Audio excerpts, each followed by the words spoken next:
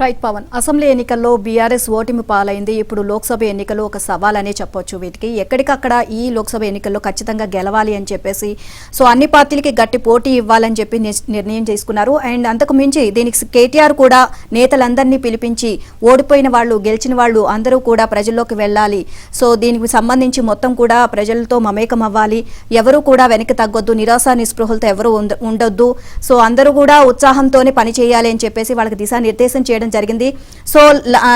అంటే 2019లో car sir 16 అని చెప్పి ఆ నినాదంతో వెళ్లారు. 9 స్థానాలకే పరిమితమయ్యారు. ఇప్పుడు ఇంకెలాంటి వ్యూహాలతో ముందుకు వెళ్లబోతున్నారు అనేది ఒక సవాల్గా మారింది. రైట్, నిజమే. అన్ని పార్టీలు కూడా అలాగే ఉన్నాయి. బీజేపీ కావచ్చు, కాంగ్రెస్ కావచ్చు, బీఆర్ఎస్ కావచ్చు, అందరికీ ఇది చాలా ఇంపార్టెంట్, ప్రతిష్టాత్మకంగా కూడా ఉంది. ఎందుకంటే కేంద్రంలో ఎవరుండాలో నిర్ణయించే, అంటే ఒక నిర్ణాయక శక్తిగా మనం ఉండాలి అనే ఉద్దేశంతో వీళ్ళందరూ పనిచేస్తున్న పరిస్థితి చూస్తే అసెంబ్లీ ఎన్నికల్లో ఓటమి పాలైన బీఆర్ఎస్ కు రానున్న లోక్సభ ఎన్నికలు మరో సవాల్గా పరిణమించనున్నాయి.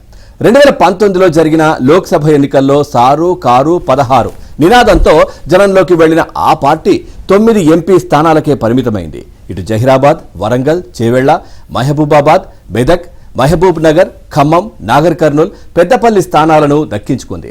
నాడు రాష్ట్రంలో అధికారంలో ఉన్నప్పుడే 9 స్థానాలు లభిస్తే ఈసారి అధికారం కోల్పోయిన పరిస్థితుల్లో కొత్తగా అధికారంలోకి వచ్చిన కాంగ్రెస్ ప్రజలను ఆకట్టుకునేలా కొత్త హామీలు అమలుతో దూసుకుపోతున్న తరుణంలో ఎన్ని స్థానాలు లభిస్తాయన్నది ప్రశ్నార్థకంగా మారింది.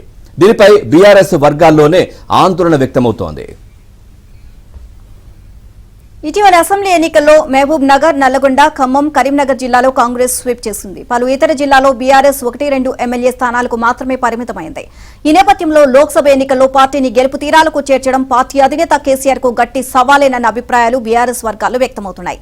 అయితే అసెంబ్లీ ఎన్నికల్లో జనం మూడు ఎలా ఉన్నా ఎంపీ ఎన్నికల్లో ఫలితాలు తమకు అనుకూలంగా ఉంటాయని గులాబీ నేతలు ఆశాభావంతో ఉన్నారు. గతంలో దక్కించుకున్న 9ంటిని కాపాడుకోవడంతో పాటు మరిన్ని స్థానాలను గెలుచుకోవాలని బీఆర్ఎస్ అధిష్టానం భావిస్తున్నట్లు సమాచారం.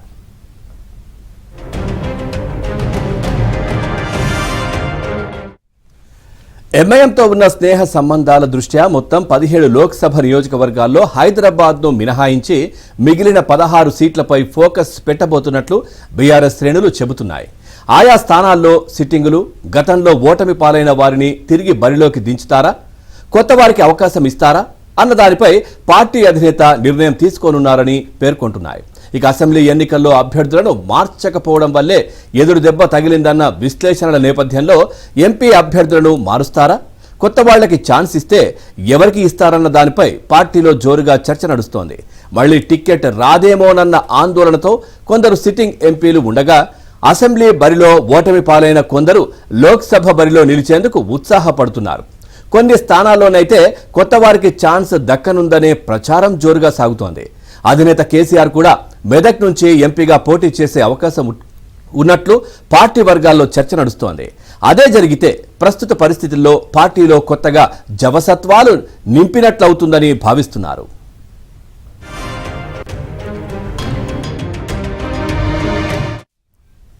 అసెంబ్లీ ఎన్నికల్లో కాంగ్రెస్, బీఆర్ఎస్ లే ప్రధాన ప్రత్యర్థులుగా ఉన్నాయి. లోక్సభ ఎన్నికల్లో బీజేపీ కూడా గట్టి పోటీ ఇవ్వనుంది. దీంతో తెలంగాణలో కాంగ్రెస్, బీఆర్ఎస్, బీజేపీల మధ్య త్రిముఖ పోటీ ఉండనుంది. దీన్ని తట్టుకొని పార్టీని విజయ తీరాల వైపు తీసుకువెళ్లడానికి కేసీఆర్ కసరత్తు చేస్తున్నారు అని బీఆర్ఎస్ వర్గాలు తెలియజేశాయి. టీఆర్ఎస్ గా ఉన్న పార్టీ పేరును బీఆర్ఎస్ గా మార్చాక జరుగుతున్న తొలి లోక్సభ ఎన్నికలు ఇవి. ఈ నేపథ్యంలో మహారాష్ట్ర తదితర రాష్ట్రాల్లోనూ బీఆర్ఎస్ తరపున అభ్యర్థులను బరిలో నిలిపే అవకాశం ఉన్నట్లు సమాచారం.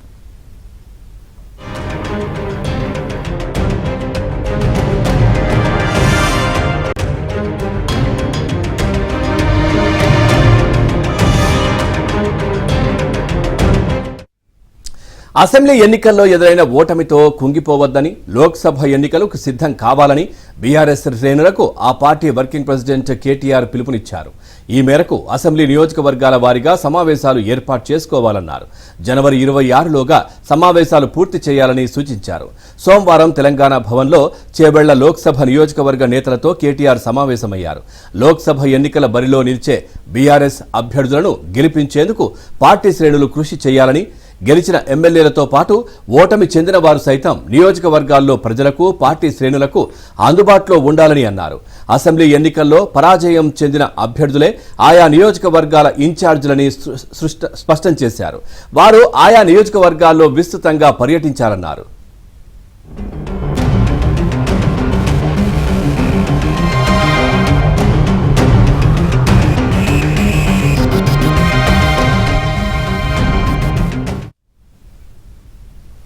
చేవేళ్ల లోక్సభ స్థానం నుంచి తాను మరోసారి బీఆర్ఎస్ అభ్యర్థిగా బరిలోకి దిగుతున్నానని ఎంపీ రంజిత్ రెడ్డి తెలియజేశారు.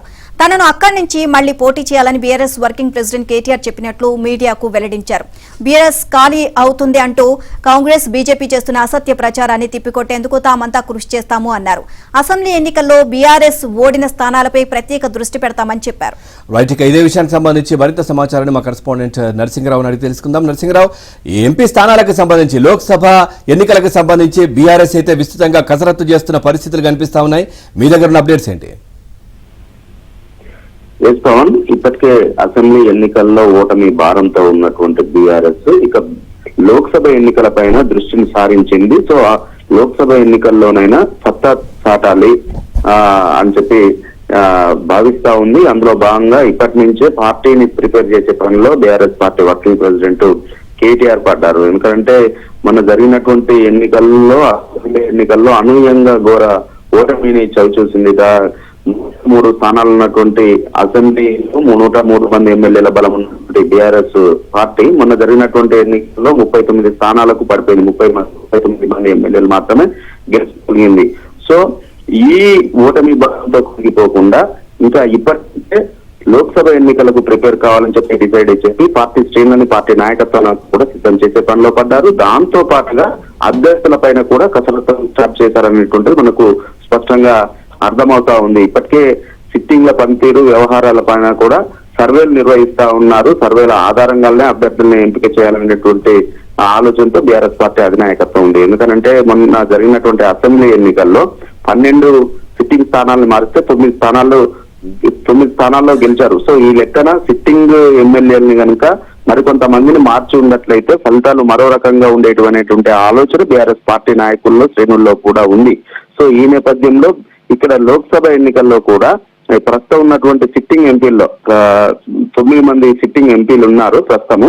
ఈ 9 మంది ఎంపీల్లో కూడా చాలా మంది 2 సార్లు ఎంపీలుగా అయినటువంటి వాళ్ళు ఉన్నారు. సహజంగానే వాళ్ళ మీద వ్యతిరేకత కూడా ఉండేటువంటి ప్రమాదం ఉంటుంది. సో అసెంబ్లీ ఎన్నికల ఫలితాల నేపథ్యంలో ఇక్కడ కూడా మళ్ళీ అదే మిస్టేక్ చేయకూడదు అనేటువంటి ఆలోచనతో ఉన్నట్లుగా తెలుస్తుంది.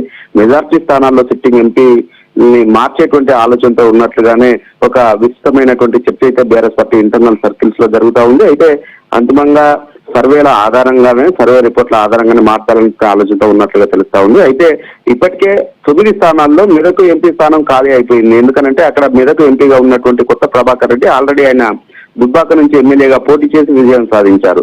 సో అక్కడ స్థానం ఖాళీ అయిపోయింది. అక్కడ కేసీఆర్ పోటీ చేస్తారనేటువంటి ఒక విస్తృతమైన ప్రచారం అయితే జరుగుతుంది.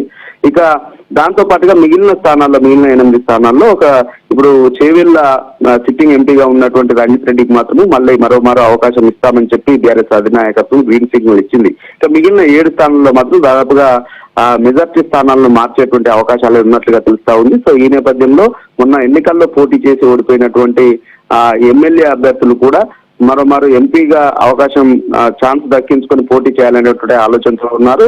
అందులో కూడా చాలా మంది ఎవరైతే ఆశావాళ్ళు ఉన్నారో వారి ప్రయత్నాలని ఇప్పటికే స్టార్ట్ చేసేశారు. సో ఏది ఏమైనా కానీ మొన్న వచ్చినటువంటి ఫలితాల నేపథ్యంలో ఇప్పుడు పార్లమెంటు ఎన్నికల సినారియో కంప్లీట్ గా మారిపోయేటువంటి అవకాశం అయితే ఉంది. ఎందుకంటే ఇప్పుడు రాష్ట్రంలో అధికారంలోకి కాంగ్రెస్ పార్టీ ఉంది, అటు కేంద్రంలో అధికారంలో భారతీయ జనతా పార్టీ ఉంది. గతంలో ఒక ఎమ్మెల్యే కేవలం ఒకే ఎమ్మెల్యే స్థానం ఉన్నప్పటికీ లోక్సభ ఎన్నికల్లో వచ్చేటప్పటికీ భారతీయ జనతా పార్టీ 4 ఎంపీలని గెలుచుకోగలిగింది.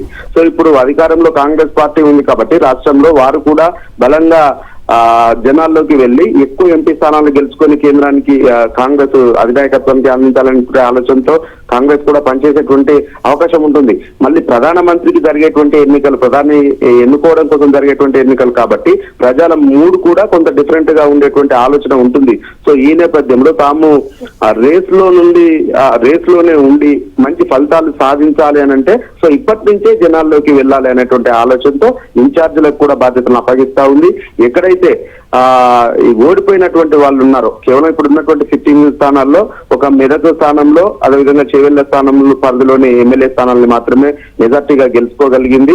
ఒక మల్కాజ్గిరిలో గెలుచుకోగలిగింది. మిగతా పార్లమెంటు పరిధుల్లో మాత్రం పెద్దగా ప్రభావాన్ని చూపలేకపోయింది. సో వాటన్నింటి నుంచి గట్టెక్కి మంచి రిజల్ట్ సాధించాలంటే ఇప్పటి నుంచే జనాల్లోకి వెళ్ళాలి.